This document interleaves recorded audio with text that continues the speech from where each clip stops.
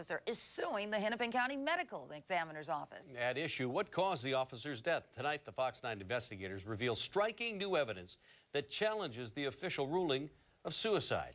Here's Jeff Ballion to tell us more. This is compelling new evidence. It's all right here on this compact disc, a video that recreates what happened. It's never been shown publicly before until now. Raise your right hand and repeat after me.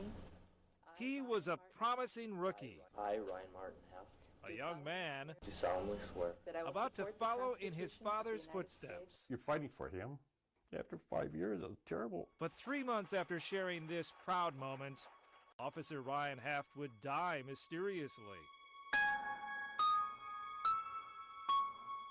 They found his squad car on the edge of a cattail-shrouded lake in St. Louis Park. It had gone off the road and down a hill. The motor was still running, the transmission in drive. Inside the car was the body of Officer Hoeft, dead from a single gunshot to the head. Investigators and the Hennepin County Medical Examiner called it suicide. Why are they saying that? Mary Hoeft couldn't believe it. She says her son never would have taken his own life. He loved life. He loved life. Ryan's dad, a former police detective in Wisconsin, also wasn't buying it. The suicide thing does not add up. But how could the family prove investigators got it wrong? Then something remarkable happened. 2 strangers stepped forward to help. One a renowned medical examiner, the other a premier accident investigator. Together, these experts would try to recreate the circumstances of Ryan's death. At stake was a young man's reputation and a family's inner peace. For anybody who has had someone die from a suicide, I'm sure you know that there's an extra pain to that that says, what did I miss? What didn't I see? There's nothing in the death investigation file to suggest Ryan Hoeft was depressed or emotionally troubled at the time of the shooting. Why then would he pull out his gun while driving and kill himself? I came here after the accident just to find some peace, and it turned out I found tire marks. Were tire marks the key to unraveling this mystery? This is just a horrible thing. It shouldn't have happened. Joe Michaels is Ryan Hoeft's godfather. He's also a tire expert. I took photos and measured them. Michaels found scuff marks on the curb in the area where Ryan's car went off the road. His training told him this was a vital clue, one missed by investigators. They absolutely refused to come out and even look at the impact marks. But 2 independent experts did look at Michaels' pictures. Dr. Janice Amatuzio, Chief Medical Examiner for Anoka County, and Sergeant Don Schmaltzbauer, the State Patrol's foremost accident reconstructionist.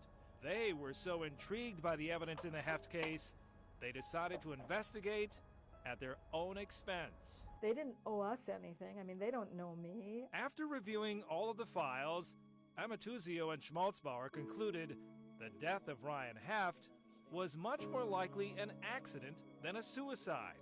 To prove it, they took the incredible step of recreating what they believe happened. Amatuzio even hired a camera crew to record the demonstration. They gave Dr. Amatuzio a squad car that was exactly like the one that Ryan drove in. The Fox 9 investigators have obtained a copy of the reenactment video. We must caution you, the images are disturbing. Sergeant Schmaltzbauer is playing the role of Officer Hoeft. He will drive down the same street, holding the same kind of gun in his hand as Hoeft. Watch as the car swerves to hit the curb where those scuff marks were photographed. The impact causes a severe jolt. The experts believe the sudden collision with the curb is what caused Hoeft to involuntarily squeeze the trigger. The demonstration leaves tire marks just like the ones in the pictures. And there's other physical evidence to support their theory. Bruises found on Officer Hoeft's body indicate that something made him slam into the equipment that was next to him inside the squad. A bullet mark in the visor of Hoeft's squad car gives Amatuzio another clue. It tells her he was in this position when the gun went off.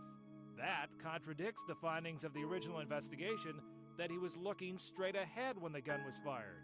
But what the reenactment doesn't explain is why was Officer Hoeft holding a loaded gun in his hand while driving his squad car? And then why did his squad suddenly run into the curb? That one tormented us. Then Dr. Amatuzio discovered a possible explanation. Log reports showed that shortly before his death, Officer Hoeft stopped at the St. Louis Park Police Station to help bring in a prisoner. Officers will sometimes place their gun in a lockbox before taking the prisoner out of the car. That way the suspect can't try and grab the weapon. In a pinch, some cops will put their gun under their car seat. That was very common for me and other officers. Did Ryan Hoeft drive away from the police station with his gun under the seat? Did he then try to put it in his holster while driving? Is that why the car suddenly swerved into the curb? Remember, he was a rookie cop, a rookie whose gun training was all of one day. He said, "Mom, I'm going to get 4 hours of training with that gun. 4 hours, I can't believe it." Amatuzio and Schmaltzbauer put their findings together in a PowerPoint presentation. They personally showed it to the Hennepin County Medical Examiner. They declined to be interviewed for this report, but the Hennepin County ME told Fox 9 that he respectfully disagrees with their opinions. With great certainty, we know how Ryan died. And so I'm not going to stop until I've done everything within my power. The Hefts want the record changed. Ryan would want that. They're suing Hennepin County and the St. Louis Park Police Department, not for money, but for a word. They want Ryan's death certificate to read accident. Once it's done right, like it should have been in the first place, I'll feel a lot better.